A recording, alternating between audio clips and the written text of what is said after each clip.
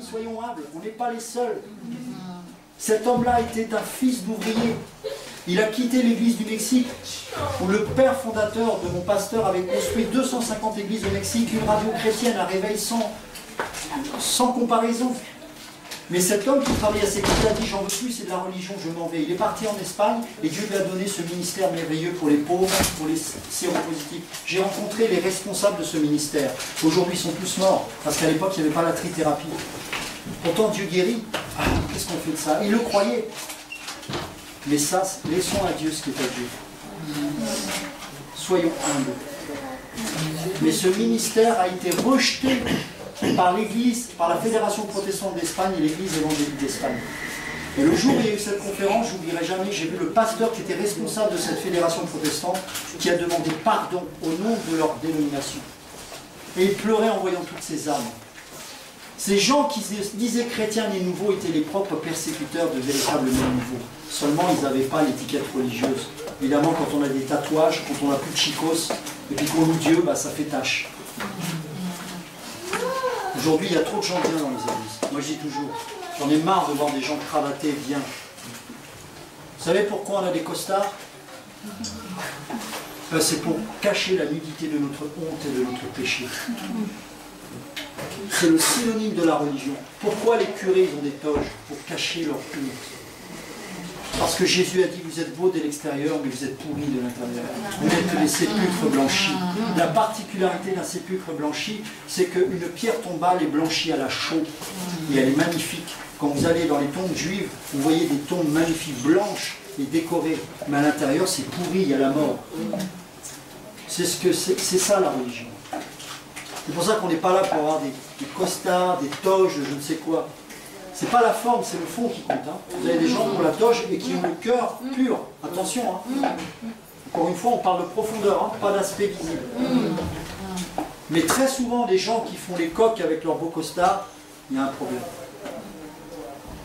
Et quand j'étais dans cette église, j'ai visité tous ces pays, j'ai vu des gens qui étaient sincères. Bon, j'ai vu aussi un peu n'importe quoi. C'est là que j'ai commencé à rencontrer les méga-church, évidemment.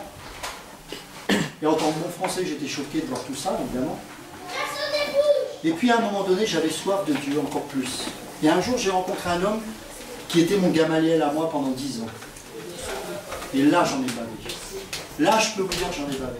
J'ai quitté ce pasteur qui m'a élevé comme un père pour aller à l'école de la religion, mais la plus dure qui soit.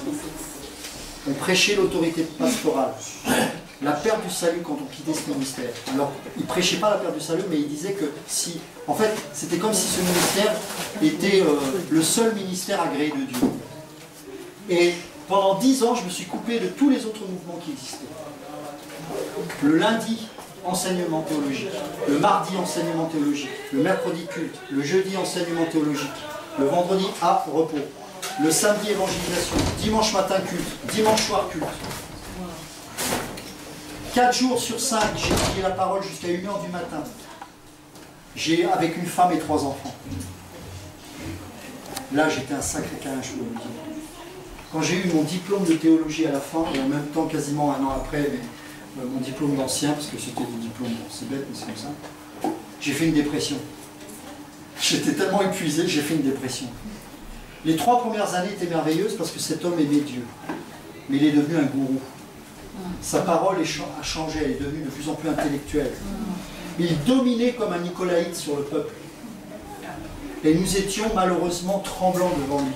Pourtant j'avais un fort caractère. Mais vous voyez ce que Satan peut arriver à faire, les hommes qui se disent rebelles. J'étais un mouton comme les autres. Et moi-même, alors que j'ai reçu mon diplôme, je commençais à mettre ma cravate. Et vous savez, comme dit Chora, quand on devient pasteur, c'est marrant, on ne marche plus de la même manière. Et c'est vrai ce qu'il dit parce que je ne marchais plus de la même manière. Le problème, c'est que mon couple était brisé, que ma vie ne changeait plus, elle ne portait pas de fruits. J'étais quelqu'un d'exigeant et de colérique. Je ne présentais pas l'agneau. Et au bout de 10 ans, ma femme m'a dit « Ciao, ton église, je te la laisse, moi je vais dans une autre église. » Ah! Le rêve pastoral, tout s'écroule. Parce que dans ce ministère, on disait que quand on va dans une autre église, l'homme ne peut plus être pasteur. Et donc, c'est là que mes yeux se sont ouverts. J'ai commencé à m'opposer à ce pasteur. J'ai commencé à remettre en question des choses qu'il disait. Et là, j'ai vu que derrière, il y avait Satan. J'ai quitté cette église. J'ai rejoint l'église de ma femme. Une église complètement apostate, mais au moins on se reposait. Et pendant 1 an, mes amis, pendant 1 an, j'étais tellement brisé. J'ai dit, si Dieu il est prospère, je serai dans la prospérité. J'ai tout écouté. Les Castanou, les Joyce Meyer, les Hillsong, la totale. Et pourtant, croyez-moi, je connaissais la parole. Et je cherchais, et je cherchais, et je cherchais. Pendant ce temps, j'avais de temps en temps cul dans cette église, mais bon. Moi, pendant 1 an, je me reposais. Et évidemment, un jour, je tombe sur Église où es-tu? Cette fameuse vidéo qui a fait tant de dégâts. Et quand j'ai écouté cette vidéo, j'ai compris une chose. C'est que tout ce que je savais instinctivement était vrai. Que ce que Dieu nous dépose dans le cœur, ce sont les arts de l'esprit. Et parce que c'est l'esprit qui est en nous, il nous les révèle. Simplement, Satan, il fait tout pour couvrir ces choses avec le voile de la religion. Afin que nous ne les vivions plus. Et le jour où cette vidéo a éclaté devant moi, j'ai compris tout de suite que le voile a été, ça y est, il a été retiré. Je comprenais. Et à partir de ce moment-là, tout ce que j'avais étudié pendant 10 ans a été transformé. C'est comme si, en même pas 1 an, le Seigneur m'avait enseigné en direct. Et à partir de ce moment-là, on s'est réunis. 1 personne est venue, 2 personnes, 3 personnes, 4 personnes, etc., etc.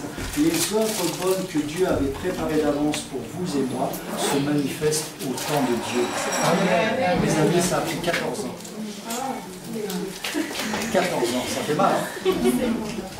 Et c'est pas fini. Ne t'inquiète pas, ma soeur, la patience est un fruit de l'esprit, ça ne vient pas de la chair. Que tu sois patient ou pas, Dieu accomplira son œuvre. Mais il faut comprendre ça. Il faut comprendre ça. Vous savez, je n'ai pas l'habitude de parler comme ça. D'habitude, j'aime enseigner, rester.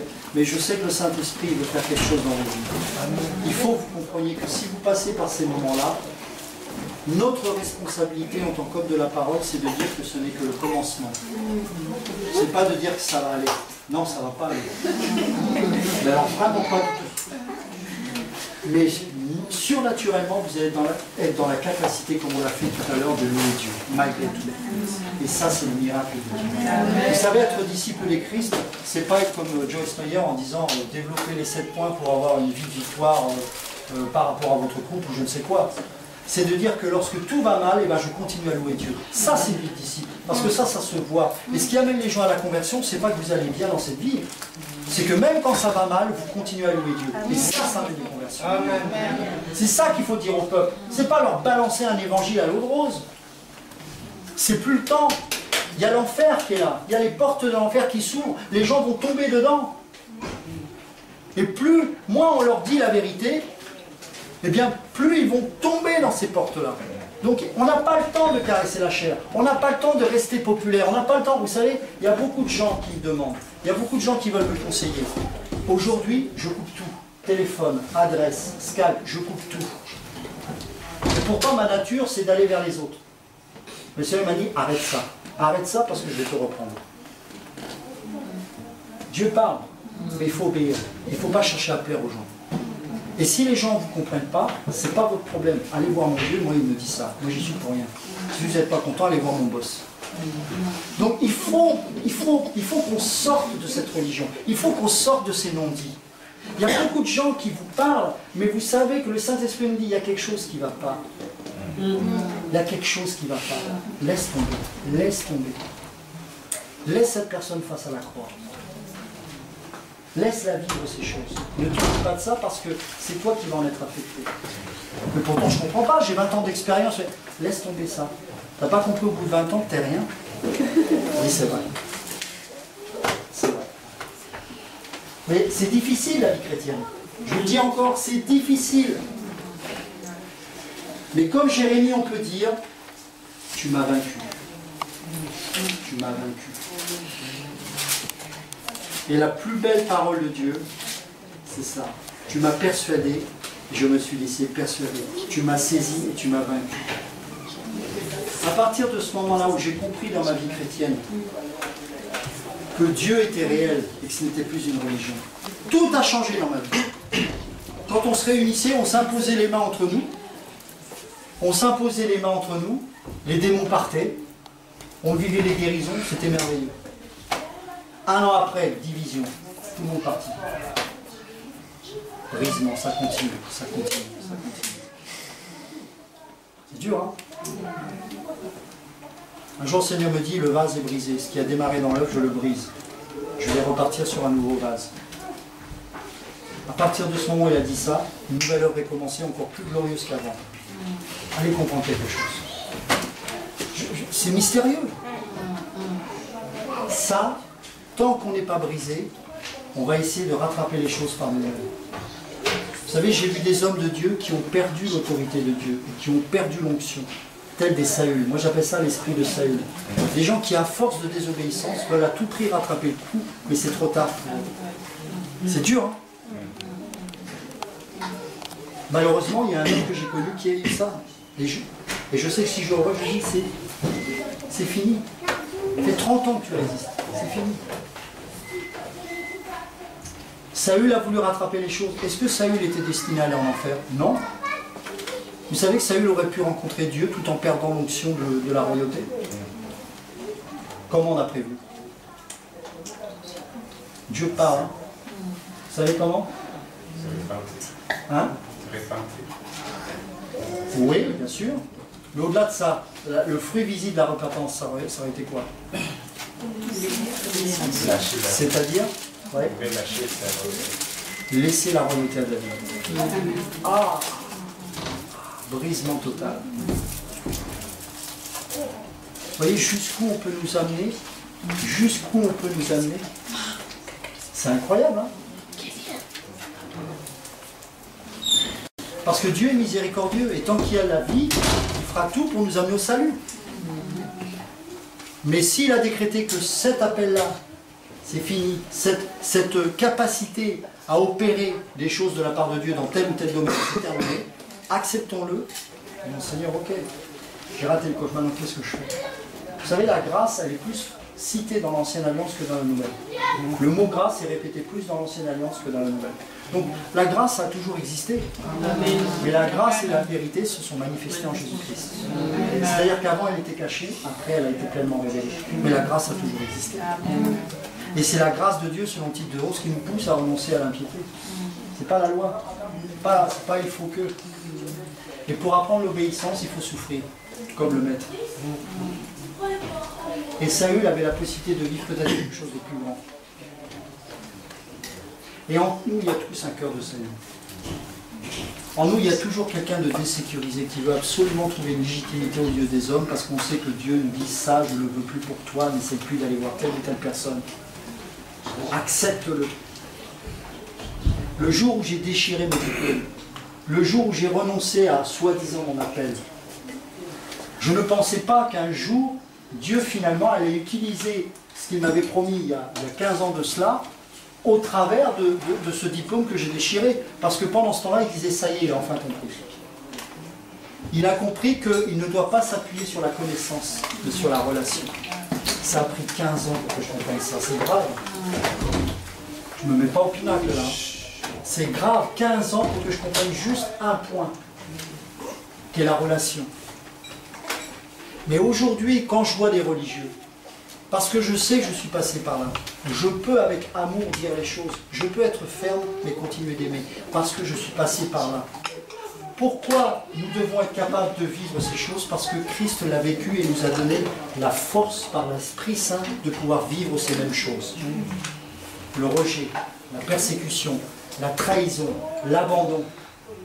Tout ça, on n'en parle plus dans les églises aujourd'hui.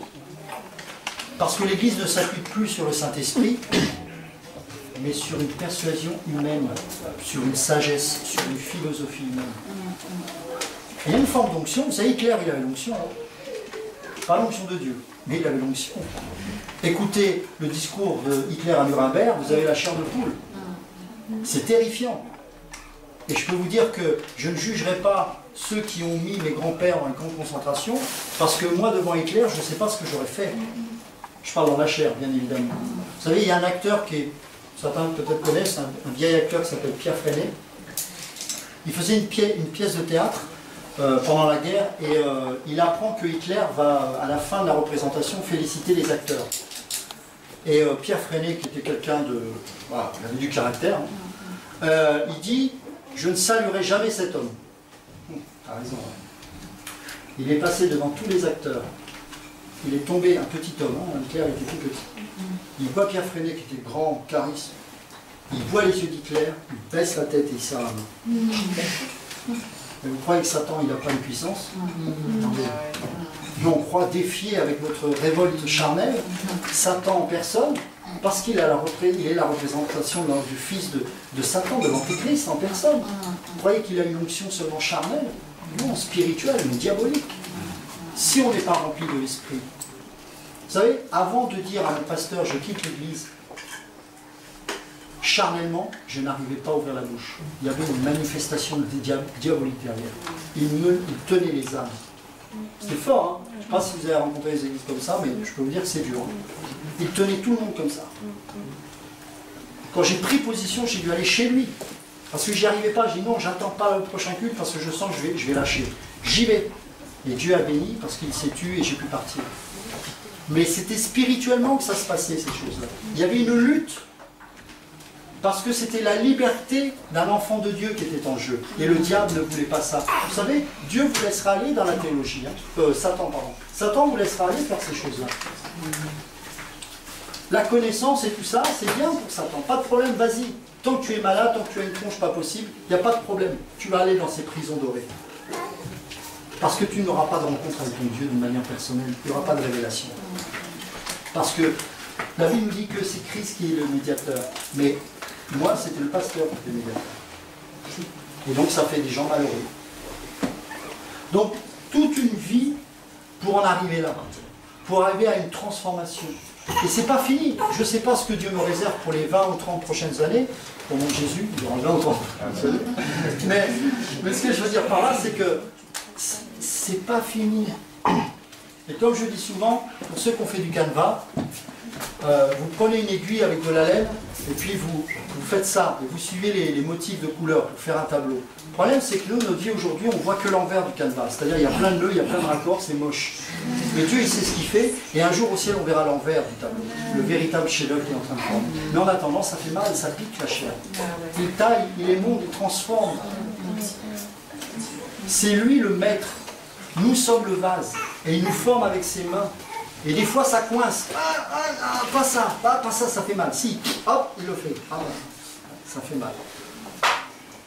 Mais Dieu, il est concerné par le contenant, pas par le contenu. Le problème, c'est qu'on a tous des vases et on veut décorer le vase. Il est beau ton vase, t'as vu? Oui, mais qu'est-ce qu'il y a dedans? On s'en fout, regarde, il est beau. Ça, c'est la religion. Mais Dieu, il s'en fout de l'extérieur. Il veut l'intérieur. Et Dieu n'est concerné que par sa gloire. Par conséquent, ce vase-là, il doit être rempli de la gloire de Dieu. Et pour qu'il soit rempli de la gloire de Dieu, il faut que tout ce qui est extérieur disparaisse. Parce que sinon, on va être attiré au niveau de notre attention sur l'extérieur et non pas sur le contenant. Quand vous allez dans les églises, vous ne vous posez jamais la question où est Dieu, hein? Vous y allez. Alors qu'on devrait se dire où est Dieu, parce que ce qui compte, c'est le contenant, c'est pas l'extérieur. Mais parce qu'on n'a rien dedans, eh ben, on le décore. Et on dit voilà c'est Dieu, mais non, ça c'est l'extérieur. Et ça c'est l'œuvre de ta chair. La profondeur. La profondeur. Il y a eu une rencontre entre Jacob et l'ange de l'Éternel. Vous vous souvenez de cette rencontre qui a duré une nuit? Mes amis, il faut passer par là. En apparence, c'est Jacob qui a gagné. Est-ce que vous comprenez la profondeur de cette parole quand il est dit que c'est Jacob qui a gagné? C'est la chair de Jacob qui a gagné. Mais le Seigneur n'était préoccupé que par une seule chose. Comme disent nos chers Américains, par une frappe chirurgicale. Et lui, c'était une vraie frappe chirurgicale. C'était le tendon de sa hanche. Il est sectionné. Pourquoi ce muscle-là? Parce que c'est à partir de ce muscle que tient tout le corps. Et si vous le sectionnez, tout le corps s'effondre.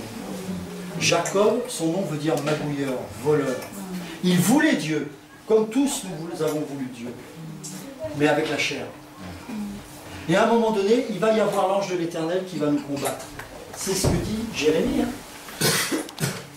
C'est ce que dit Jérémie. Je vais le relire.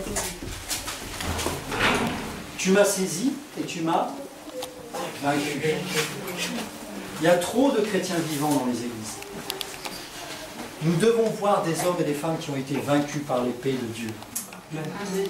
L'épée, selon Hébreux 4, c'est une arme à double tranchant qui divise l'âme de l'esprit, qui sépare, qui taille, qui coupe, qui sectionne la chair.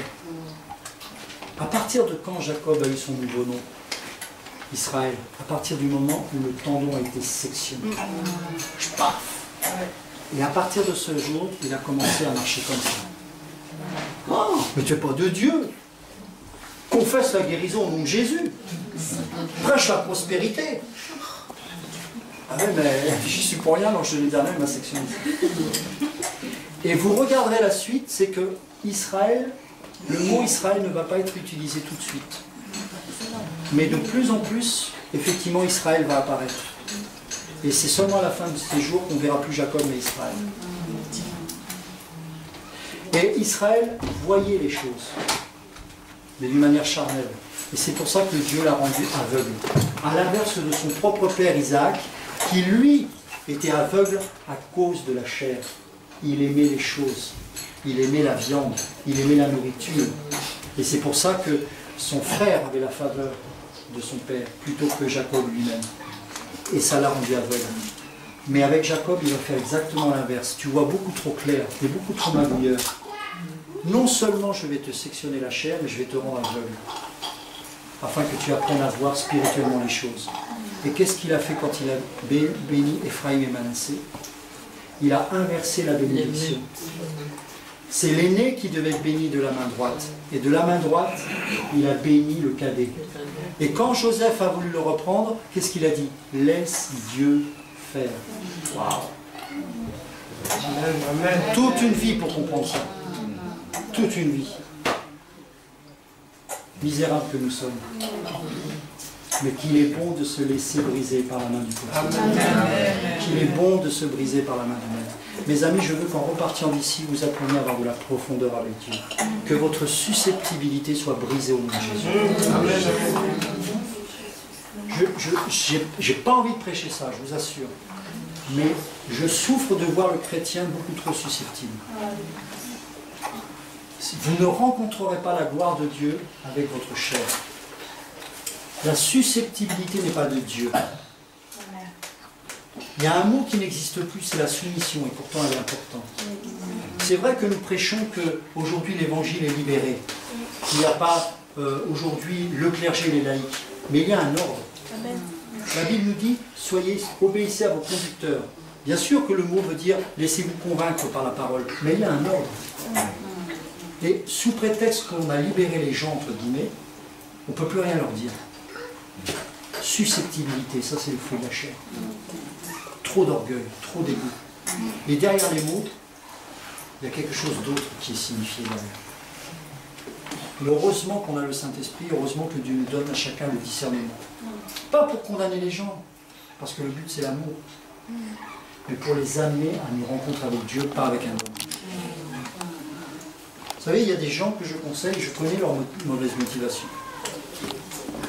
Mais j'espère qu'un jour, ils iront vers Dieu. Et pour certains, ils vont vers Dieu. Et je ne vais pas leur tomber dessus. Rappelle-toi, à l'époque où je te disais ces choses, regarde comment tu étais animé, effacez-les. Aimez inconditionnellement. Ne cherchez pas à avoir raison, apprenez à perdre. C'est le principe. Moi, je vais vous dire un truc. Je suis fatigué de la chair et de la mienne. Premièrement, de ma propre chair. Ce que je veux, c'est voir Jésus. Pas avec des cris ou de je ne sais quoi, mais vraiment je veux le voir. Et Dieu ne peut se manifester qu'au travers du brisement de notre vie. Moins j'existe, plus il se révèle. Moins je me manifeste, plus il se glorifie. C'est ça la vie chrétienne. Ça n'empêche pas de crier de joie comme on l'a fait tout à l'heure. Alléluia, et je suis dans la joie de voir des louanges comme ça, parce que c'était le fruit d'une relation avec Dieu. Merci Seigneur. Mais il faut aller au-delà de ça. C'est pas seulement quand on est ensemble qu'on doit vivre ça. C'est tous les jours. C'est pas seulement quand il y a notre épouse qu'on doit le vivre. C'est dans notre intimité, dans notre chambre. Des fois on peut se lever la nuit et prier. et on revient dans sa chambre, et on n'est pas obligé de dire à sa femme qu'on a prié pendant 2 heures, on se tait, parce que c'est devant Dieu. Vous savez, on est tous pareils, hein, pas la peine de se la jouer, on est tous pareils. Si je vous dis ça, c'est parce que je suis pareil. Je suis pas meilleur que vous. Mais voilà, la présence même de Dieu. La présence même de Dieu. Et ne vous inquiétez pas de tous les tourments que vous pouvez traverser. Parce que Dieu va faire de vous des Israël, pas des Jacob. Amen. Des Israël. Quel est votre niveau? Quel est votre point ultime de rencontre? Est-ce qu'un jour vous pouvez vous dire, oui, il s'est passé quelque chose, ça a cassé ma manière de vivre. J'étais comme ça, il s'est passé ça. Vous savez, il y a des gens qui témoignent, je ne sais pas si vous avez déjà remarqué ça, quand ils témoignent, vous avez 80% de l'ancienne vie, et puis 10% de ce que Dieu a fait. Je dis, mais moi je voudrais l'inverse. Passe pas une heure de ton temps à résumer ta vie passée, mais passe du temps sur ce que Dieu a fait, qu'est-ce qu'il a changé dans ta vie. Pourquoi on n'arrive pas à le faire? L'ego, on aime se glorifier. Ah, avant j'étais un grand dealer.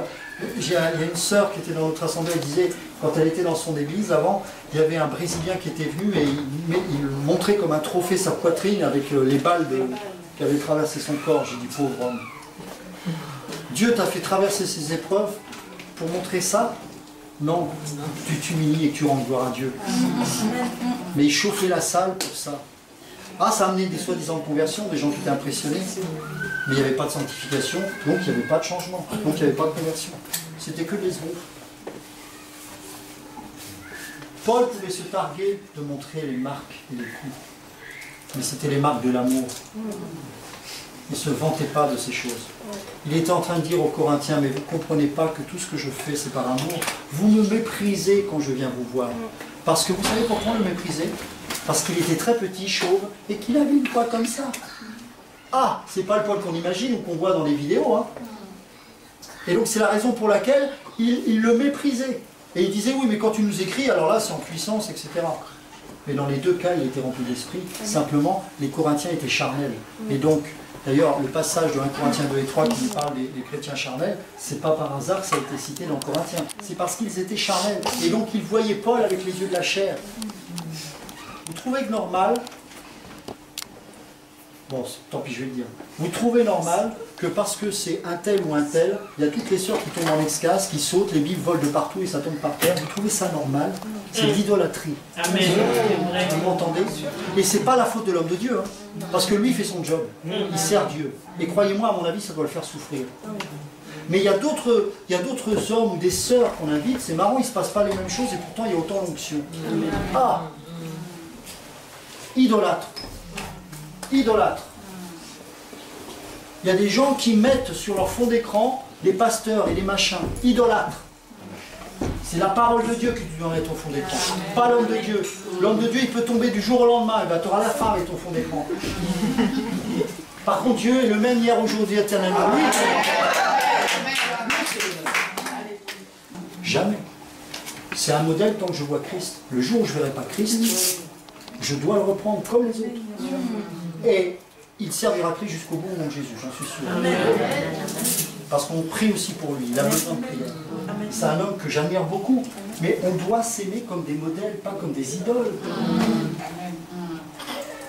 Et je suis triste de voir que quand on fait des conférences, ça part toujours parfois en live, et ça saute, ça machin, mais il n'y a pas de changement. Il n'y a pas de changement, je vous le dis. Il n'y a pas de sanctification. Vous savez, c'est pas parce que vous allez crier fort que Dieu vous entend. Hein. C'est parce que vous allez vous sanctifier qu'il va vous entendre. C'est parce qu'il va voir en nous un homme et une femme qui est serviteur de Dieu. Là, l'onction va se manifester. La présence de Dieu va se manifester. La Shekinah. Vous savez, le temple, il a toujours existé, hein, mais la Shekinah n'a pas toujours été là. On peut toujours se dire qu'on est le temple du Saint-Esprit, selon 1 Corinthiens 6, 19 et 1 Corinthiens 3, 16, mais où est la Shekinah? Où est la Shekinah? La présence même de Dieu. Et vous savez ce qui se passe quand ce processus est respecté? Il y a une chose qui est merveilleuse. que je suis seulement à 47 ans en train de vivre. Je vous souhaite de le vivre avant moi comme moi. Vous n'êtes pas obligé d'être orgueilleux comme moi. C'est le repos. Parce que quand la chair elle est cassée, relax. Il y a des gens, quand ils prient, ils me stressent. C'est tellement charnel qu'ils me fatiguent. Et je suis passé par là. Je priais à force de parole, j'avais l'impression que je me justifiais de ma vie. Mais quand on est brisé, on prie ou on ne prie pas, on est en relation avec Dieu. Parce que notre vie même est une prière. Amen. Je peux être dans le train, je peux faire la plonge, Dieu est là. Mon ami, je peux te dire qu'il me parle en permanence. Et c'est pas parce que je suis bien, c'est parce que je n'existe plus. Je suis mort. Et qu'est-ce que ça fait du bien? Parce que Jacob, il devait être bien fatigué à lutter. Et à force de lutter comme ça, eh bien, il a trouvé plus fort que lui en la présence de Laban.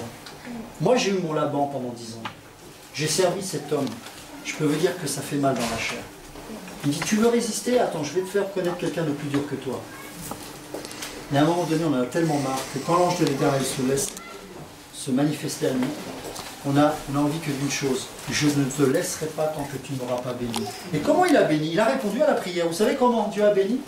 Justement en sectionnant ce tambour. Amen. Ah mince, c'est ça la bénédiction? Oui mon gars, c'est comme ça. C'est pas une belle maison. C'est pas ça la bénédiction. La bénédiction, c'est l'agrégation de Dieu sur ta vie. C'est j'agrée ta vie. Et quand il l'agrée, ça fait mal. Parce que ça coupe. Il l'a béni. J'ai été béni. Bonjour, tu t'appelles comment? Israël. Ah, et alors, avec Dieu, comment ça va? Oh, Dieu m'a béni, regarde. On est loin de la prospérité, là. Oh, Dieu m'a béni, j'ai 4-4-4. Ah ben moi, Dieu béni, je boite. Ah bon, mais tu sais que Dieu guérit? Oui, mais Dieu brise aussi. Et Dieu est plus concerné par le chef-d'œuvre qu'il est en train de former que par la guérison en elle-même. Vous comprenez?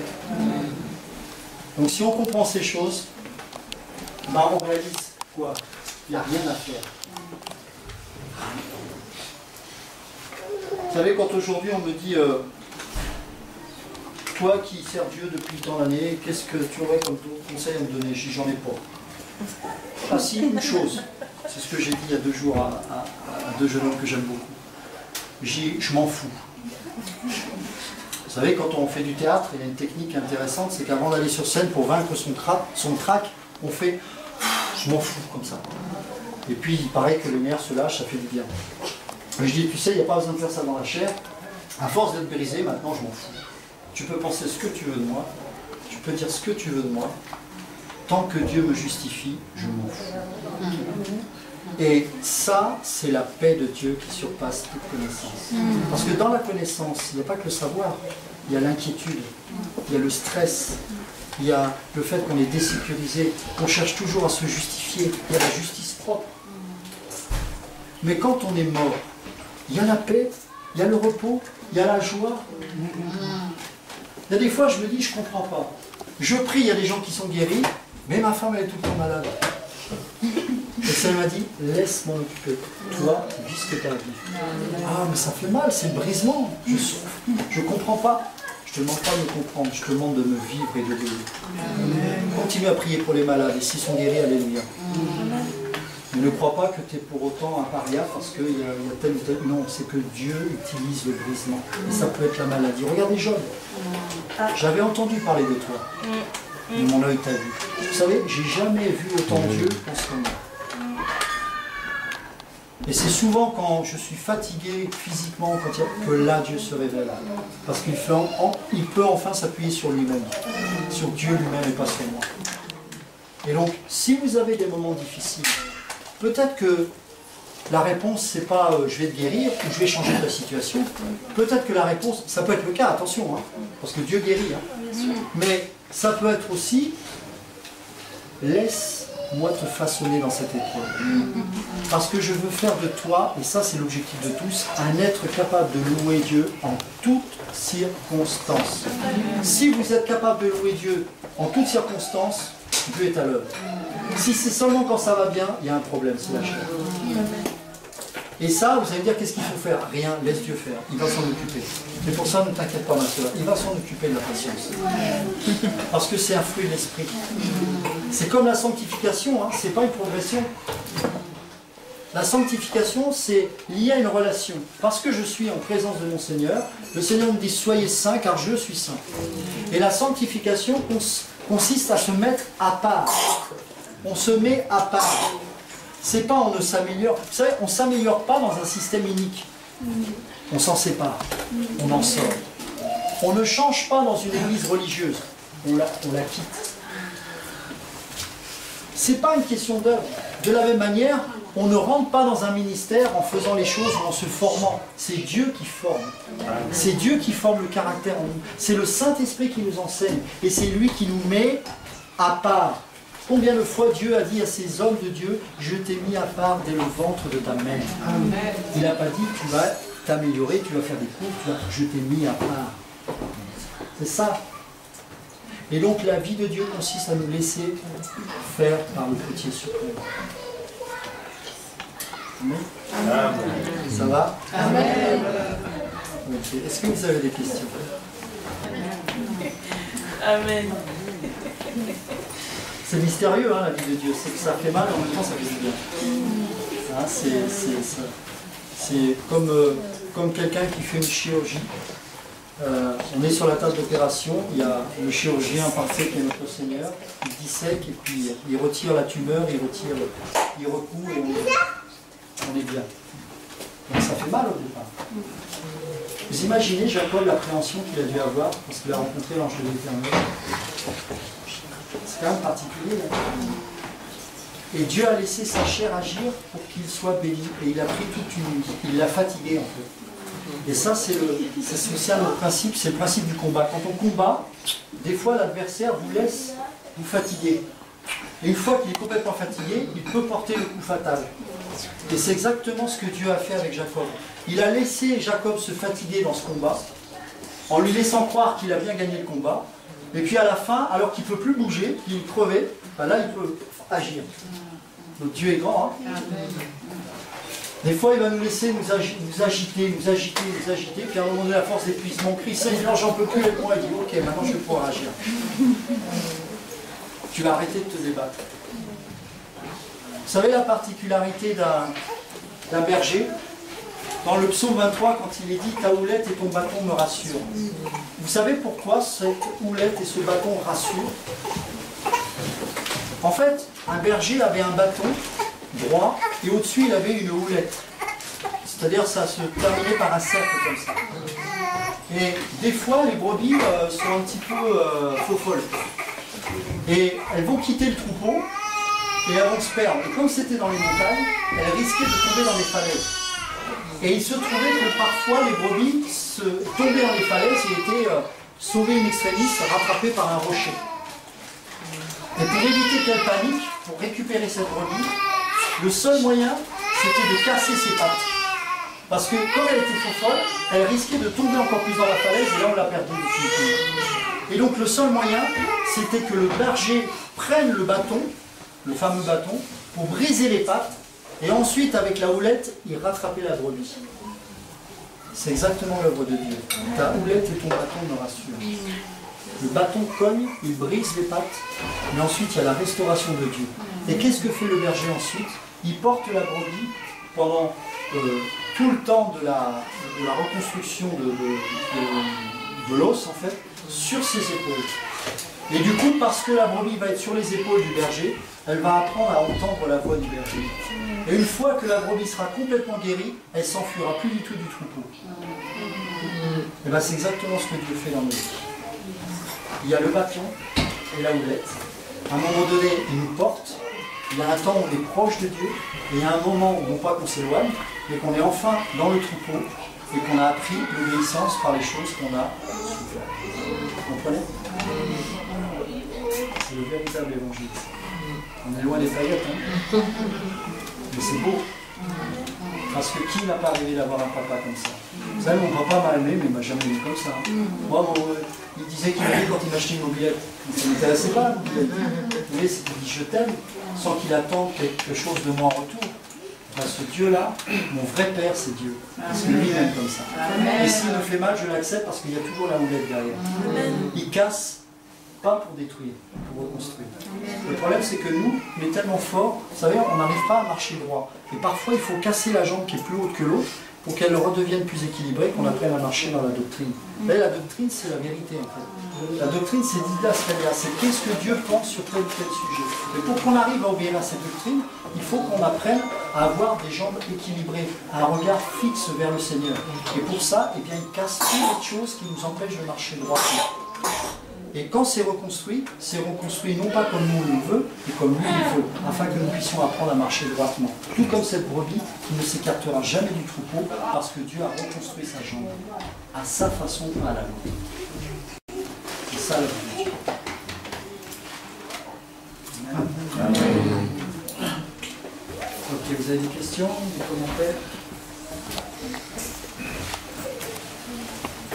Je voudrais peut-être avoir un peu plus d'explication sur ce que vous avez dit à l'introduction concernant la vérité. Je n'ai pas cherché à connaître Dieu, mais chercher à ce qui se révèle en nous. Et par rapport à ce que l'apôtre Paul, quand il intercédait pour les Colossiens, il demandait à ce qu'ils soient remplis de la connaissance de la volonté de Dieu, afin qu'ils croissent dans la connaissance de Dieu. Amen. La connaissance, c'est toujours lié à la relation. C'est-à-dire que quand Paul disait ça, il relie la connaissance à la volonté de Dieu. C'est-à-dire que, bien sûr qu'il faut le connaître.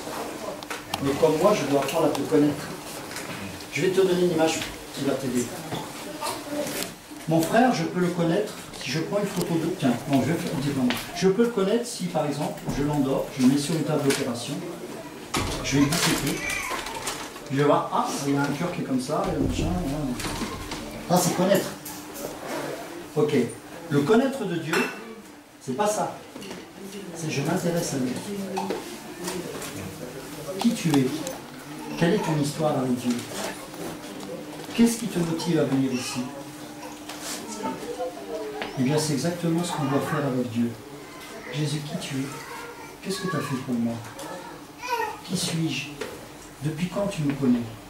Où est-ce que je vais? Qu'est-ce qui m'attend au ciel? Ça, c'est connaître Dieu véritablement, comme Paul le dit. Et connaître comme les hommes, c'est... Alors, Dieu aujourd'hui ne fait plus de miracles parce qu'on voit qu'à la fin du livre des Actes, il n'y a quasiment plus de miracles. Donc, une fois que les apôtres ont été établis, nous voyons bien que Dieu ne peut plus guérir aujourd'hui. Ça, c'est la connaissance intellectuelle. Tu vois la différence? En fait, c'est ça.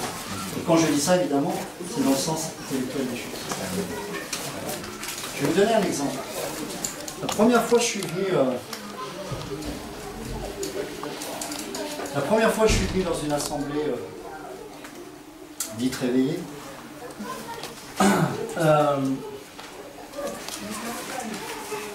je crois que j'étais le seul blanc en plus dans cette assemblée. Ça a son importance, je veux dire.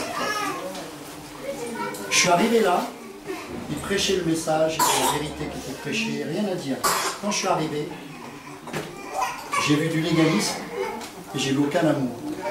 Personne n'est venu me voir, personne n'est venu me dire mon chose. C'était la première fois que je venais. Je suis reparti comme j'étais venu. Enfin non, peut-être plus triste. Et ça, c'est le manque d'amour. On connaît la vérité, on la connaît intellectuellement, on ne la dit pas parce qu'on ne cherche pas. Si vraiment on a une relation avec Dieu, on aime son prochain. Et c'est pas normal que je sois rentré comme ça, comme si je n'étais jamais venu. C'est pas moi, mon ego, je m'en fous, c'est pas le problème. Et la preuve, c'est que je suis revenu après. Donc c'est pas le problème, parce que le Seigneur m'a dit, tu vas y aller parce que c'est moi qui te dis d'y aller quand même. Donc j'y suis allé, j'ai pas de problème. Et puis après, j'ai vu que voilà, ça se passait bien, pas de problème. Mais on voit bien que chez les chrétiens, il y a quelque chose qui tombe pas rond de l'amour. L'amour, évidemment, c'est pas une tape sur le dos, ça je suis d'accord, ça c'est des émotions. Mais l'amour, quand même, ça consiste à se préoccuper de son prochain. On fait des séminaires. J'étais à Nantes il y a quelques mois de ça. Et la question que je me posais en regardant toutes ces personnes, je ne sais pas combien on était, 200, 300, 100. Oh, il y en était bien ce nombre-là. Plus que ça. Au moins plus de 300, parce que vu le monde, sans compter le monde emploi. Bon, On va dire 300, ouais, on va aller 300. Vous dites, mais qui connaît son prochain? Est-ce que lorsque quelqu'un vient pour la première fois, il est capable de dire j'ai été bien accueilli, je me suis senti aimé? Problème. Mais le problème, c'est que l'amour, c'est la base de tout. Voilà. Absolument tout. Voilà. Moi, je reviens de Chartres, on a parlé quasiment que de ça, parce qu'on se rend compte que normalement, notre vie doit être entièrement fondée sur l'amour. C'est-à-dire que si j'aime, je ne peux pas porter un faux témoignage sur mon frère. Si j'aime, je ne peux pas mentir. Exactement. Si j'aime, je ne peux pas trahir. Si j'aime, je ne peux pas convoiter. Et c'est là pourquoi que Christ est venu, pour l'amour. Et si on n'a pas... Et ça, j'ai pris conscience de ça récemment. On s'est vu il n'y a pas très longtemps. Et vous savez, l'amour, c'est si on ne comprend pas ça, on ne vit pas en fait dans la vie chrétienne. On fait que on survole, on la survit. On est vraiment dans un instant de survie. Donc on se défie des autres, on ne s'approche pas. Et qu'est-ce que dira Christ? Il dira que c'est à l'amour que vous avez les uns pour les autres qu'on reconnaîtra que vous êtes mes disciples. Et quand on comprend ça, eh bien, si on s'aime vraiment, eh bien, on aime vraiment Dieu. Parce que moi, ça m'avait vraiment touchée par rapport au fait que les nouvelles personnes qui viennent, ben, on est là, en fait, on a vraiment des attitudes vraiment très, super sectaires parce qu'on est entre nous, et puis les gens viennent, mais on ne s'intéresse pas à eux. Le fait d'une parole, vous savez, même une parole de réconfort pour quelqu'un, rien que lui dire, tu sais, je ne te connais pas, comment tu t'appelles? Rien que le fait de demander comment tu t'appelles. Peut-être que cette personne-là, ça fait 10 jours, peut-être 10 années qu'on ne lui a pas adressé la parole, on ne sait pas. Et rien que le fait de dire bonjour à quelqu'un, ça peut être un témoignage d'amour. Et ça peut toucher cette personne-là. Et ça peut libérer un point incroyable. Mon frère André, je suis chrétien. Et depuis que j'ai rencontré, justement, il m'a fait découvrir, bon, je connaissais déjà un peu, que l'église, en fait, que j'y vais tous les jours, ce n'est pas... Je ne vais pas vraiment chercher Christ. Là-dedans, ce n'est pas vraiment Christ. Mais il est contre l'église, un peu comme le message que tu présentes. Attention, je ne suis pas contre l'église. Je suis contre une fausse définition de l'église. Ouais, justement, c'est ça. C'est ça mon souci, parce que, par exemple, quand on illustre ici l'exemple en disant à l'église, il n'y a pas d'amour. Moi qui suis jusqu'aujourd'hui, je suis chrétien et que j'y vais toujours à l'église catholique. Mais c'est normal parce que il y a des choses qui peuvent se justifier. Si on est dans une assemblée comme ça, c'est possible qu'on se connaisse tout le monde. Mais dans une église, c'est pas possible. Parce que si cette assemblée devient x3, x4, vous assure, ce sera impossible de connaître tout le monde. C'est ça le problème, c'est que l'église aujourd'hui c'est une masse.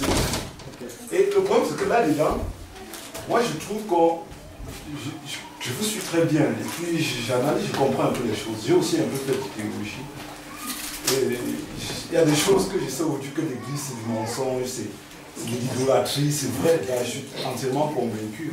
Mais je pense que c'est après tout le peuple de Dieu. Beaucoup de gens recherchent Dieu là-dedans. Peut-être il y a des zones d'ombre sombres, je dirais de l'ignorance, mais en fait, il y a parmi beaucoup de personnes qui recherchent Dieu. Et je trouve, pour moi, je pense que pour moi, par exemple, la vie telle que je me définis, je pense que rien ne m'empêche d'aller vivre ma foi. Parce que je sais que, au milieu, en fait, les dirigeants, oui, on a détourné le peuple de Dieu, de Jésus-Christ en fait. Mais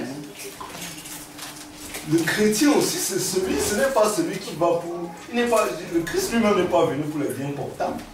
C'est-à-dire qu'il n'y a pas de raison que pour moi je dise que l'église c'est en faute, c'est un lieu d'idolâtrie. Je ne vais plus y aller. Je crois que je peux, parmi ces gens, si je suis convaincu de ma foi de certaines choses, convaincre certaines personnes. Ok. C'est une bonne question.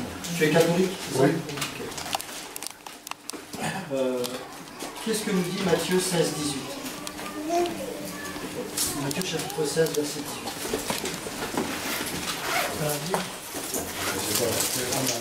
Et moi je te dis que tu es Pierre, et que sur ce roc, je bâtirai mon église, et que les portes du séjour des morts ne prévaudront point contre elle. Je répète. Et moi, je te dis que tu es Pierre. Le mot en grec, c'est Pétros, qui signifie caillou, petit caillou, petite pierre.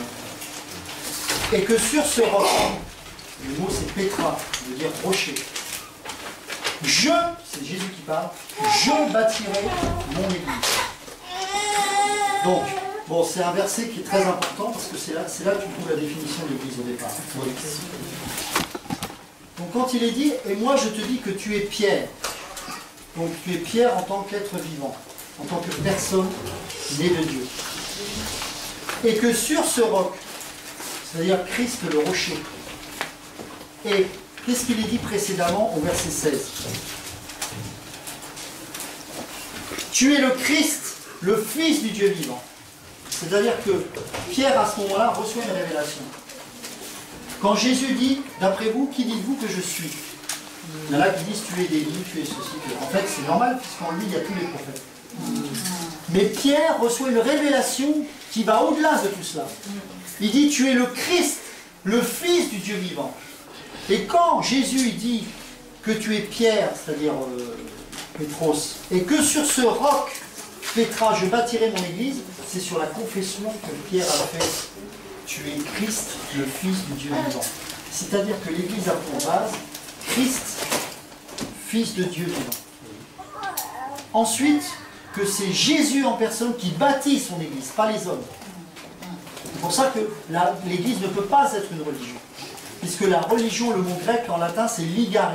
C'est relier les gens entre eux. D'accord? Et la religion, selon le principe de Babylone, selon Genèse 11, c'est de construire une dénomination. Faisons-nous un nom. Catholique, protestant, machin. Et que les portes du séjour des morts, ça c'est très important, les portes du séjour des morts ne prévaudront point contre elles, c'est-à-dire l'enfer, en d'autres termes. C'est le mot que le séjour des morts s'adresse, en d'autres termes, ça peut être traduit par l'enfer. Comment se fait-il que l'enfer prévaut sur l'Église aujourd'hui?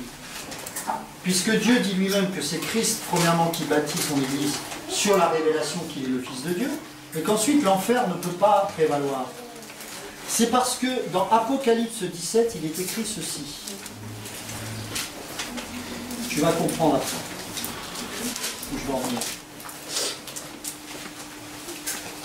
Cette femme était vêtue de pourpre et d'écarlate et parée d'or, de pierres précieuses et de perles. Elle tenait dans sa main une coupe d'or remplie d'abominations et des impuretés de sa prostitution. Verset 5. Sur son front était écrit un nom, un mystère. Babylone, la grande, la mère des prostituées et des abominations de la terre. Et regarde bien le verset 6. Je vis cette femme ivre du sang des saints et du sang des témoins de Jésus. En la voyant, je fus saisi d'un grand étonnement. Le mot en grec, c'est en fait « je fus séduit ». J'étais émerveillé. En fait, le mot exact, c'est émerveillé. Donc, c'est pas qu'il était étonné, hein, c'est une mauvaise traduction, c'est qu'en fait, il a été émerveillé. Ça va te choquer ce que je vais te dire. Mais la parole de Dieu, elle choque. Hein. J'ai demandé au Saint-Esprit qu'il me montre qui était cette grande prostituée. C'est la basilique Saint-Pierre à Rome. Et qu'est-ce que nous dit Dieu dans Apocalypse 18, verset 4? Et j'entendis du ciel une autre voix qui disait, écoute bien, sortez du milieu d'elle, mon peuple, afin que vous ne participiez point à ses péchés et que vous n'ayez point de part à ses fléaux. Car ses péchés se sont accumulés jusqu'au ciel et Dieu s'est souvenu de ses iniquités. En fait, il y a deux choses, il y a deux aspects au travers de cette question. Il y a le problème de la masse qui est traité et le problème de suis-je dans une église doctrinale, qui respecte le plan de Dieu. L'église, elle est selon, on va lire dans Éphésiens 2,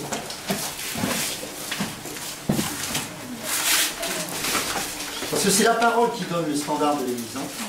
C'est pas ce que nous on voit, ce qu'on pense. Hein. C'est important de mettre la parole à l'ordre du Dieu.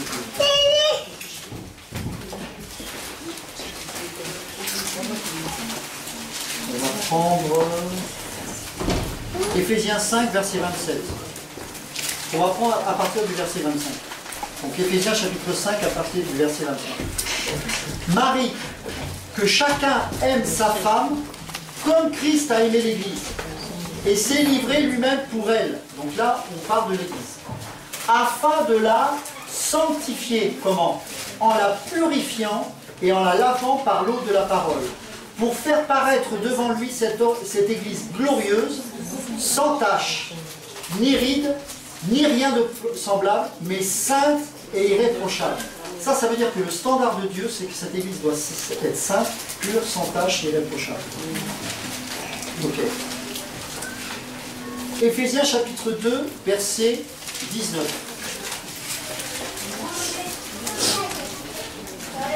Ainsi donc, vous n'êtes plus des étrangers, ni des gens du dehors, mais vous êtes concitoyens des saints, gens de la maison de Dieu. Vous avez été édifiés sur quoi? Sur le fondement des apôtres et des prophètes. Jésus-Christ lui-même étant la pierre angulaire. En lui, tout l'édifice bien coordonné s'élève pour être un temple saint dans le Seigneur. En lui, vous êtes aussi édifiés pour être une habitation de Dieu en esprit. Nulle part tu vois une construction. Maintenant, je vais résumer ça. Quelle est la particularité de la pierre angulaire? Quand en Égypte, on fabriquait une pyramide, il n'y avait pas de niveau à l'époque. C'est la pierre angulaire qui servait de repère pour que les autres pierres soient droites et soient calées sur la première pierre. De la même manière, l'Église, elle est calée sur Christ. Et toutes les pierres que nous sommes, les pétros que nous sommes, les pierres vivantes, nous nous calons à Christ. Et pour que le bâtiment tienne, comme dans toute construction, il y a besoin d'une chape en béton. Et cette chape, c'est la doctrine. C'est pour ça que ce sont les épîtres qui nous donnent la doctrine. Et c'est pour ça que le fondement, ce sont les apôtres qui donnent, eux qui établissent la doctrine. Ils ne l'inventent pas, elle a été révélée, c'est la parole. Mais ils enseignent la doctrine. Et donc l'Église, elle a pour fondement la doctrine, elle a pour repère et comme niveau Christ, et les pierres vivantes s'élèvent ensemble pour être un édifice bien coordonné, et ainsi ils forment une habitation de Dieu en esprit. Là, je vais donner la définition de la véritable Église. Maintenant, lorsque des fausses doctrines sont enseignées dans des églises, lorsque l'impureté, le péché et l'iniquité sont dans l'église, restons dans la parole. Que nous dit Dieu par rapport à cela? Hein? On l'a lu tout à l'heure, Apocalypse 18:4, sortez du milieu d'Ève. 2 Corinthiens 6.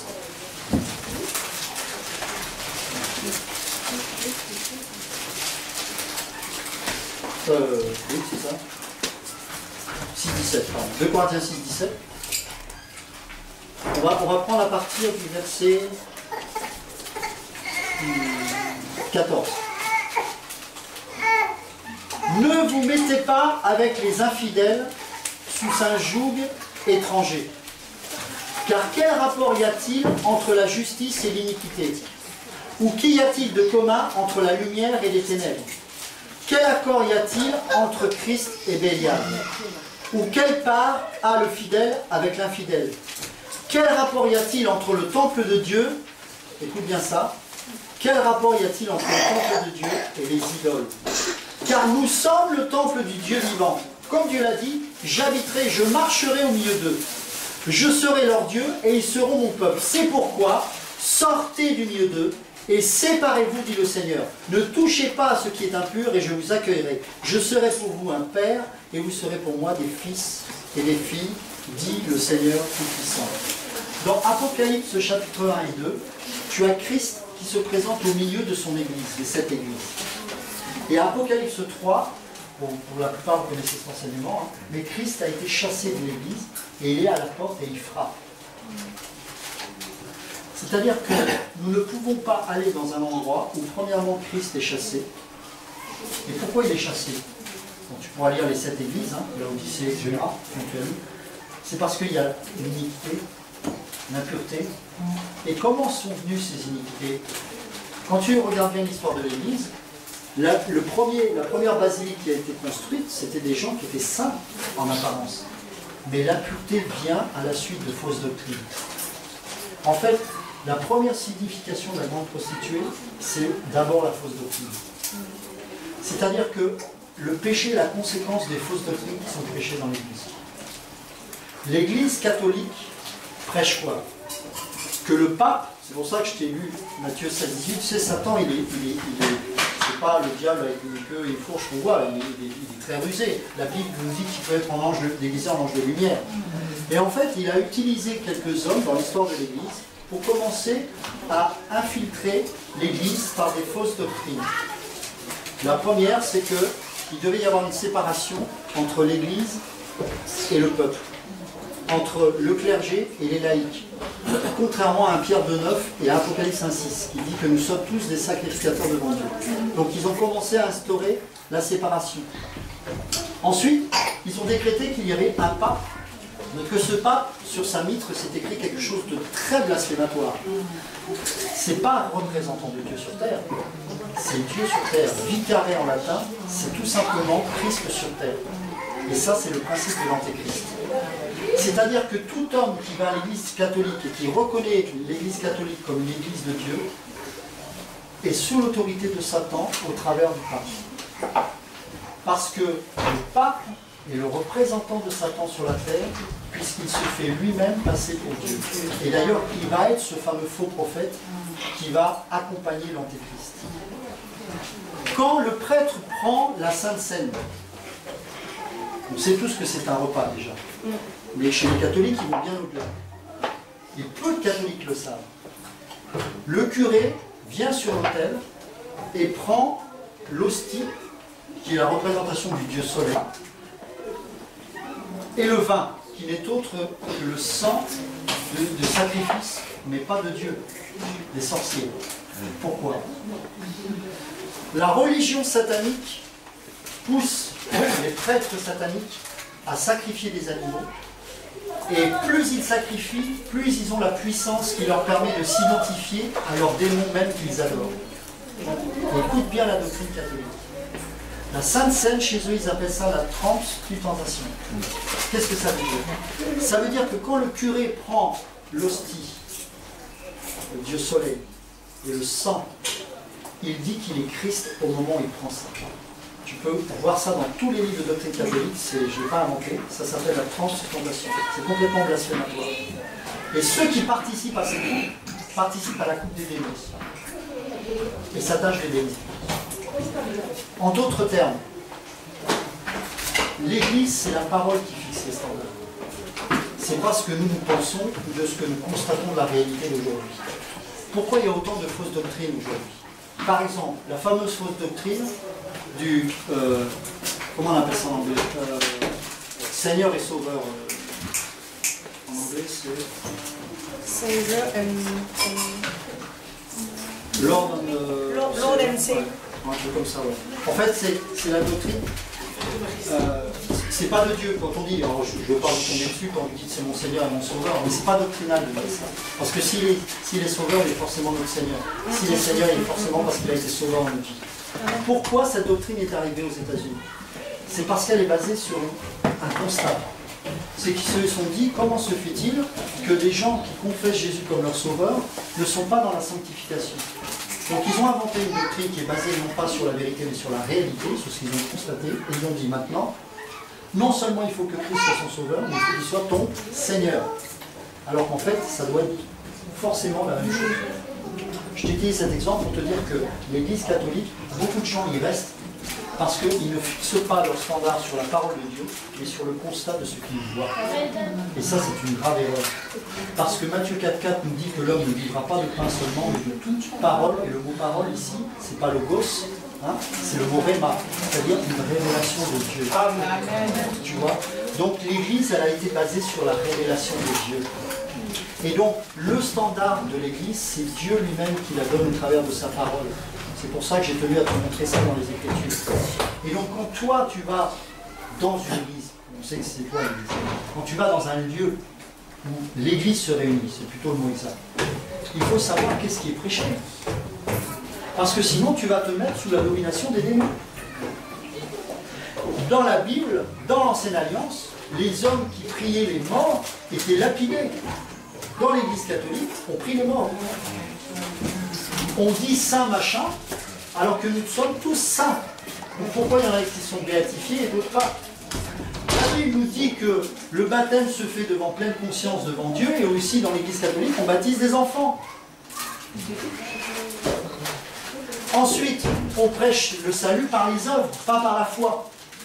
Or, la parole de Dieu est claire, ce n'est pas par les œuvres que vous êtes sauvés, mais par la grâce, par le moyen de la foi. Et cela ne vient pas de vous, c'est le don de Dieu. Éphésiens 2, 8 à 10.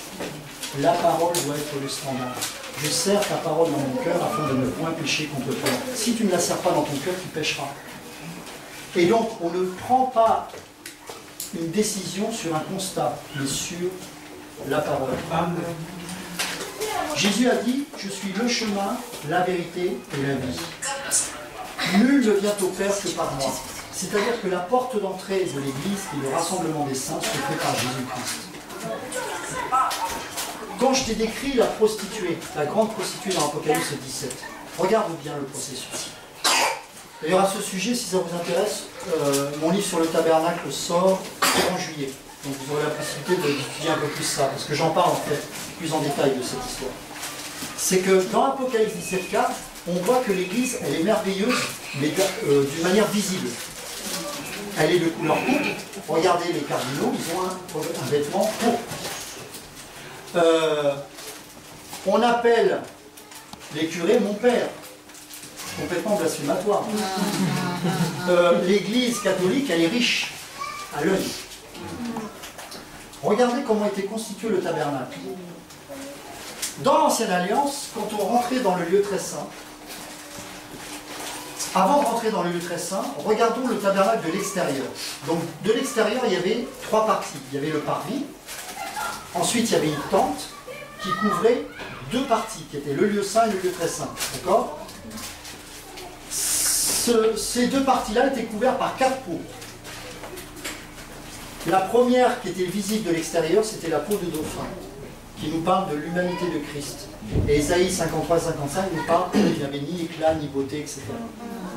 Le deuxième tapis qu'on voyait déjà plus, c'était le tapis de chèvre de peau naturelle, à peu près blanc ou marron, on n'arrive pas trop à définir, qui nous parle de la pureté de Christ.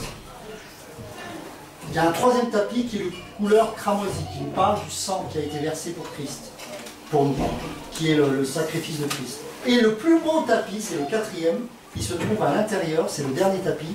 Il était bleu, blanc, pourpre et cramoisi. Il nous parle de la divinité de Christ, de la pureté du Christ, de la royauté de Christ et du sacrifice de Christ. Et quand tu rentrais, donc de l'extérieur, tu voyais quoi? Tu voyais que ce qui était le plus misérable à l'œil nu, c'est la peau de dauphin. Mais quand tu rentrais à l'intérieur, la seule chose que tu voyais, c'était au ciel, quand tu regardais, c'était ce fameux tapis magnifique. Et quand tu regardais autour, c'était l'or. Parce que tous les ustensiles étaient couverts d'or. Et les planches qui fermaient le lieu très saint, c'était du bois d'acacia qui nous parle de l'humanité de Christ, c'était trempé dans l'or. C'est-à-dire que mon ami, quand tu vas dans l'église, c'est Christ que tu vas voir partout. Quand tu vois ton frère ou ta soeur, c'est Christ que tu vas voir. Quand tu vois un homme de Dieu prêcher, c'est Christ que tu vas voir. Mais cette église-là, elle est belle de l'intérieur. On ne peut pas savoir de l'extérieur si c'est véritablement une église. Alors que l'église catholique a inversé l'ordre du tapis. Elle est belle de l'extérieur, mais pourrie de l'intérieur. C'est le principe de la religion qui cache la nudité du péché à travers des œuvres mortes.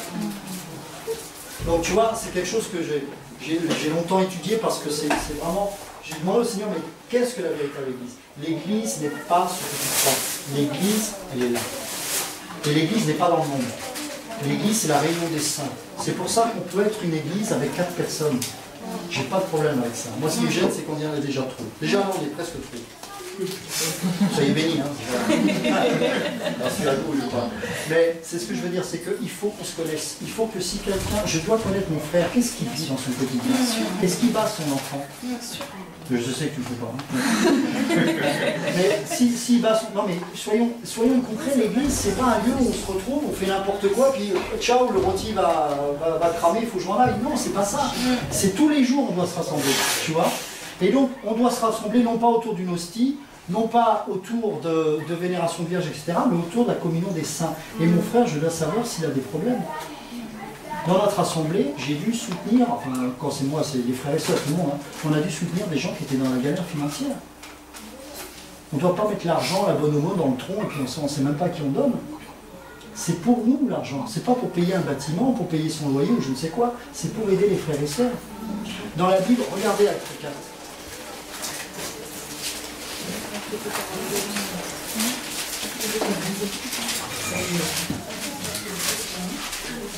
Verset 32.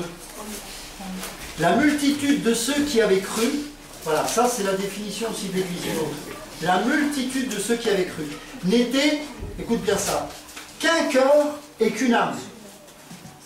Ah, déjà là, ça filtre. Hein.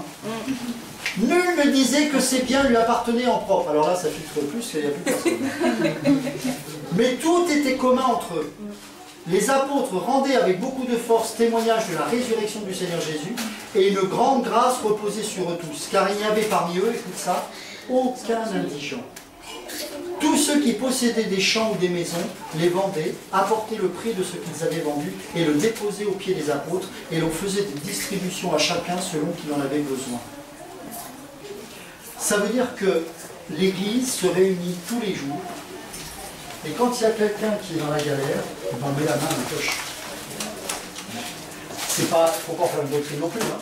Ce n'est pas l'église. Ce que je veux dire, c'est que l'Église, c'est un organisme vivant, il se passe des choses. On n'est pas passif. Vous savez, en venant ici, quand j'étais dans le train, je réfléchissais à cette expérience qu'on a eue à Nantes ou au séminaire. C'était bien, hein, c'était super, parce que je disais, mais Seigneur, ok, on sait que c'était un séminaire, c'est un cadre particulier. Mais comment se fait-il qu'on soit toujours obligé de mettre des gens devant pour louer Dieu? Il faut toujours un chauffeur de salle. Il faut que les gens s'assoient et écoutent. Bon, bien sûr, il faut écouter. Mais pour que les gens ne poseraient pas des questions. À Savigny, je me rappelle, une fois, on a prêché, et je partageais la parole, une personne s'est levée et m'a posé des questions. Alors, c'était évidemment, c'est dans l'esprit, si c'est tout simplement le désordre, c'est pas la peine. Mais c'était super! Parce que c'était à propos et ça apportait un édifice au message. Et, tu vois, on est encore, il y a encore l'Égypte dans notre côté. Amen. On a beau dire qu'on a quitté le système, on est encore en plein dedans. Et moi le premier. Comment se fait-il qu'on soit, et merci Seigneur pour ces beaux chants, et vraiment il y avait la présence de Dieu, alléluia, mais comment se fait-il qu'on soit encore obligé, souvent, de chanter toujours les chants qu'on connaît? Vous savez, Dieu me fait faire des choses bizarres. Moi, je suis très coincé. Je suis un vrai français dans ce domaine. Vous savez, le vrai Blanc-Bec, il est coincé, mais alors c'est pas possible. Bon, je me soigne parce que j'ai une femme africaine, mais ça ne suffit pas. Et heureusement, le Saint-Esprit me secoue. Et il dit, tu vas te mettre à la guitare. Je vous assure, ça ne va pas vous rassurer, mais je ne joue pas super à la guitare. Le problème, c'est que le Saint-Esprit en a décidé autrement. Et quand je joue de la guitare, je ne fais que chanter des chants nouveaux. Et je me dis, mais Seigneur, c'est quand même dingue comme j'étais religieux. Parce qu'avant, ma manière de louer Dieu, c'était de prendre des chants, et j'ai rien contre ça, ça ne veut pas dire qu'il ne faut pas chanter des chants qu'on connaît, évidemment. Mais Dieu peut aussi faire toutes choses nouvelles. Pourquoi l'Église n'aurait pas ses propres chants? Et je me rappelle à Savigny-sur-Orge, on a eu un séminaire extraordinaire, mais vraiment il y avait la gloire de Dieu. Il y a une sœur qui a chanté dans l'esprit un chant en rime, avec couplet, enfin c'était hallucinant, j'avais jamais vu ça. Je vais voir le Saint-Esprit quand même, c'est quelque chose. Alors c'est sûr qu'on ne pouvait pas l'enregistrer, mais de la même manière que le serpent d'airain a disparu pour pas qu'on l'idolâtre, je pense que ce chant-là, on n'a pas voulu l'enregistrer pour pas en faire un. Mais c'était merveilleux, je vous assure, c'était une composition incroyable. Et je pense que la sœur qui chantait ce chant devait être surprise elle-même. Mais voilà, il faut dépasser ce cadre de la religion. Et donc la véritable Église, c'est comme une bactérie, quoi. Ça vit, ça se développe, ça brûle. Tu vois. Quand quelqu'un rentre dans l'Église, elle peut être confondue dans l'esprit. Au Cameroun, on avait fait toute une semaine d'enseignement le soir. Et il y a un gars, il n'a jamais pu écouter l'enseignement. À peine il est rentré, pouf, il est tombé, saisi par l'esprit, il s'est réveillé 2 heures après. Voilà. Il doit se passer quelque chose. Il ne faut pas aller rechercher ces choses-là. Mais quand Dieu est là, tout peut arriver. À un moment donné, un ange en personne est descendu. Les 160 chaises ont tombé comme ça avec les gens dessus. Hein. Donc c'est impressionnant. Comme ça. Et nous, on disait, le Seigneur est là, on est tombé à genoux, on est en train de prier pour la délivrance d'une personne, on l'a mis à genoux ici. C'est insaisissable la vie de Dieu. Et là, on n'est pas dans la fioriture d'une sœur ou d'un frère, c'est souvent les sœurs qui font ça, excusez-moi pour les sœurs, qui crient parce que ça y est, elle a eu son énième appel de prophétesse. Bon, ça va quoi, à un moment donné, on a envie de voir Dieu. Amen. Amen. Ok, ma soeur, t'es prophétesse, c'est super, mais moi je veux voir Dieu. Amen. Donc, là, je peux vous assurer qu'on ne rigolait pas. J'avais peur. Je me sentais, mais je croyais que j'allais mourir parce que Dieu est descendu. Et ça, c'est quelque chose. Mais franchement, ça, on ne le vit pas dans une église bâtiment. Parce que quand il y en a un qui pêche, l'autre qui fait n'importe quoi, l'autre qui prie les morts. La seule rencontre que j'ai eue avec un catholique, c'est un moine qui était possédé et qui a fait de la divination sur moi. On va pas aller loin, mais c'est pas rassurant, mais les pasteurs, c'est pas mieux. Attention, hein, je ne parle pas sur les catholiques. C'est la religion, en fait, je pense. C'est-à-dire que moi, quand j'étais évangélique, j'ai vu des choses pires. Hein. Donc, le problème, c'est pas ça, c'est que l'Église, voilà, c'est ça. Et ce qui nous unit, c'est la parole. Et ce qui doit toucher les gens, c'est la crainte de Dieu. Et la crainte de Dieu se manifeste au travers de la sanctification. Tu vois? Donc, quand quelqu'un vient dans une maison, par exemple, de toute façon, vous serez bien obligé d'aller dans les maisons parce que dans un an, vous serez tous persécutés. Donc, vous allez vous positionner un jour ou l'autre. Quand vous rentrez dans une maison, il doit y avoir la crainte de Dieu. Vous allez peut-être voir en apparence des gens qui sont misérables, à l'œil nu. Hein, on n'est pas tous sapés comme des milords, on n'a pas tous 4x4, on n'a pas... mais on doit sentir l'esprit de Jésus. On doit sentir la crainte de Dieu. Vous voyez ce que je veux dire? Et donc, la personne qui rentre dans l'église, elle doit repartir de là transformée, je suis désolé. Il doit y avoir le Saint-Esprit qui convainc de péché, de justice, de jugement. Et on doit se dire, ah, jusque-là, j'avais entendu parler de toi, mais alors là, je t'ai vu. Là, Seigneur, et beaucoup fuiront et ne reviendront plus. C'est ce qui s'est passé chez nous. Là, il y a eu plein de gens qui sont passés. Et ceux qui sont restés, je peux vous dire qu'aujourd'hui, même ceux qui sont dispersés, ils sont restés des disciples. Je sais que ça peut paraître bizarre, mais vous savez, c'est comme Lot et Abraham. Il y a des visions qui sont comme ça, on se sépare. Mais je sais que la plupart d'entre eux ne sont pas tombés dans le péché, ils servent Dieu. Et quand on est dans l'église de Christ, ça doit produire du fruit. Mais pour ça, il faut être responsabilisé. Et pour revenir à ce que j'avais vécu à Nantes, ce que je voulais dire par là, c'est que quand on vient déjà dans la démarche de poser ses fesses sur une chaise et d'attendre que Dieu se manifeste, il y a un problème. Parce que nous sommes tous acteurs. C'est-à-dire que pour que Dieu se révèle, il faut qu'on cesse d'être des spectateurs en attendant l'éternel apôtre, vous savez qui je fais référence, qui va venir et on sait qu'on va passer un bon moment. C'est pas ça. C'est que moi aussi je m'attends à ce que je puisse participer à ça. Amen. Quand je viens avec mes frères et sœurs, c'est pas Shora que j'attends de voir. C'est tous mes frères et sœurs. Et profiter de la grâce de Shora avec mes frères et sœurs et aussi des grâces de mes frères et sœurs. Et c'est là que la manifestation de l'Esprit se révèle. Au Cameroun, heureusement, il n'a pas encore le temps d'être idolâtré, ça ne va pas tarder. Mais... Et donc les gens, qu'est-ce qu'ils ne sont pas tombés à l'homme, ils ont entendu la grâce de Dieu au travers de cet homme. Et ce qui fait que Dieu s'est révélé comme jamais j'ai vu. Il y a eu des guérisons tous les jours, j'ai vu des gens pousser, une paralysie faciale complètement transformée. Pourquoi? Parce que oui, cet homme a une grâce de Dieu comme nous, mais comme vous tous. Ça dépend des grâces de chacun, il faut respecter ça aussi. Mais ce que je veux dire, c'est que si on est simplement spectateur pour attendre l'homme de Dieu providentiel, on va faire comme les Juifs qui sont sortis d'Égypte et qui attendaient de Moïse tout, sans que fasse quoi que ce soit. Vous savez que le plan de Dieu, c'était que Moïse n'aille pas seul sur la montagne, mais qu'il vienne avec les anciens. Mais les anciens n'ont pas voulu parce que quand ils ont vu le coup de tonnerre, ils ont dit, oh là, hein, vas-y toi. Vous savez que c'est ce qu'on fait avec nos apôtres. Vas-y, il va au carton. Ah ben oui, il y va de toute façon, c'est son appel. Mais nous aussi, parce que le cœur de Dieu, aujourd'hui, surtout qu'il y a la grâce qui est révélée, c'est qu'on participe tous à cela. Mais quand on n'est pas sanctifié, quand on n'a pas la possibilité comme Moïse d'aller dans le lieu très saint, quand on voit la montagne de Dieu, on flippe. Parce qu'on ne voit pas la grâce, on voit la loi. Et donc on se sent condamné, on dit, allons vas-y toi, parce que toi on sait que tu as une relation avec Dieu, donc vas-y. Mais c'est Christ notre médiateur, c'est plus un homme. Et donc, de la même manière qu'un homme de Dieu, que ce soit Gilbert, d'où n'importe qui peut amener ça, vous aussi vous êtes participants. Eux, ils auront toujours l'onction de Dieu. Mais la manifestation de Dieu, nous en sommes tous dépendants. Ça dépend de nous tous. Et donc, il faut que le système sorte de notre tête. Oui, on a quitté pour la plupart d'entre nous les assemblées, des églises bâtiments. Mais souvent, on a tendance à reproduire les mêmes choses par notre manière d'être au sein même de notre église. On s'assoit, on écoute. Alors qu'il est dit, quelqu'un a-t-il une prophétie qui la donne? Quelqu'un a-t-il un parler en langue qui le dise? Quelqu'un a-t-il une interprétation qui le manifeste? Tout ça dans l'ordre. Il faut aussi que les hommes et les femmes sachent dire, ma soeur, tais-toi, c'est pas de Dieu. Pourquoi on ne le dit pas? Parce qu'on n'est pas sûr. Ouais. David Wilkerson, avant qu'il meure, il y a 2 ans de ça, il était venu en France, à Sarcelles. Il y avait une très grande conférence. Moi, j'y étais pas, mais on m'a rapporté. J'aimerais pas être à la place du gars.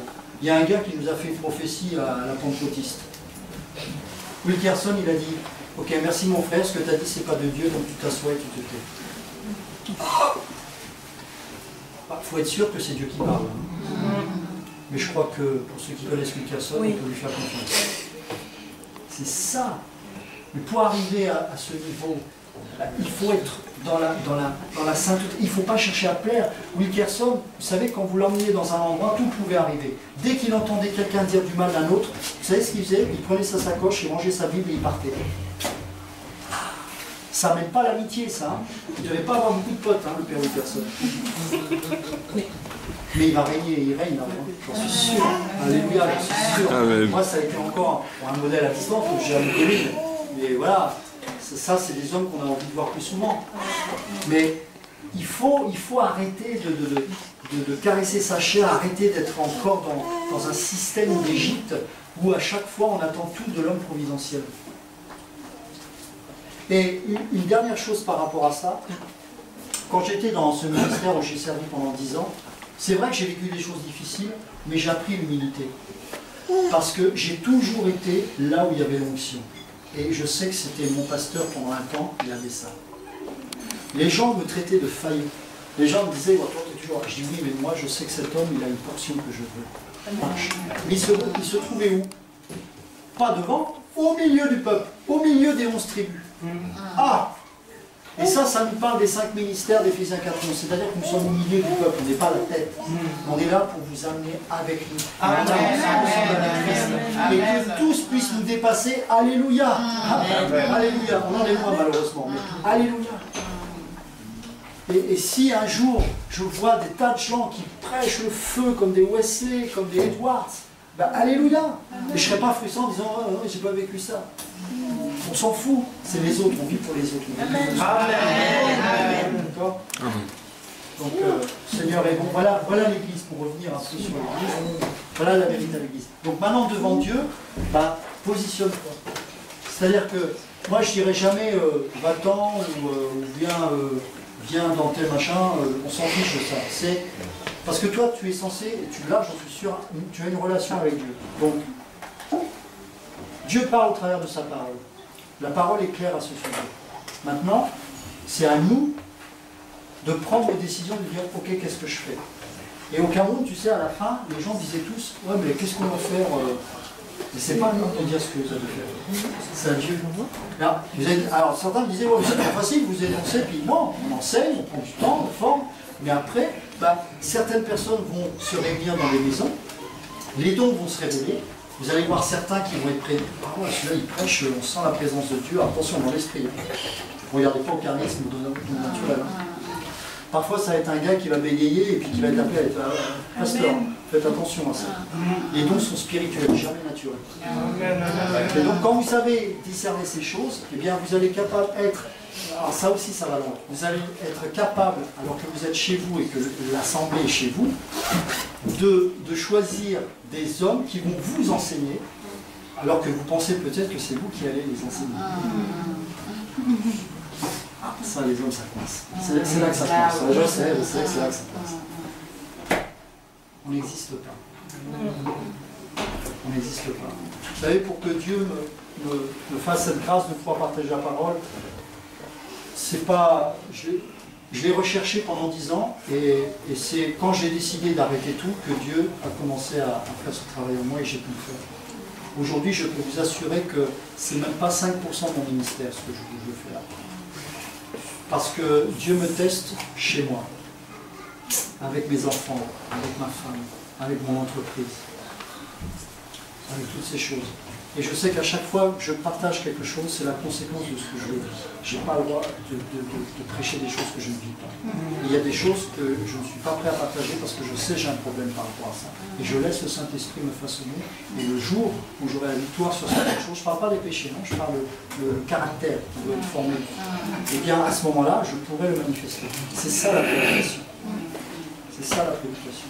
Regarde l'église des Actes. C'était des hommes et des femmes qui se réunissaient, et puis toi, tu te lèves. Toi, déjà, rien que la disposition là, elle n'est pas bonne. Bon, on est tous pareils, hein, rassure-toi sans commenter avec ça. Mais on devrait déjà être ensemble, en rond. Je devrais être assis, partager la parole, et peut-être même toi, tu dis, ah bah tiens, d'ailleurs, ce que tu me dis me fait penser à tel partage. Alors, dans l'ordre, hein, pas en dessous. Mais vous voyez, on y vient, on apprend tous. Hein. Attendez, la réforme se fait pas en un jour. Mais on doit tendre vers ça. On doit tendre vers ça. Donc l'Église, voilà en gros la définition de l'Église, et ne part pas sur un constat, parce que les gens qui y vont ne croient pas qu'ils cherchent forcément Dieu.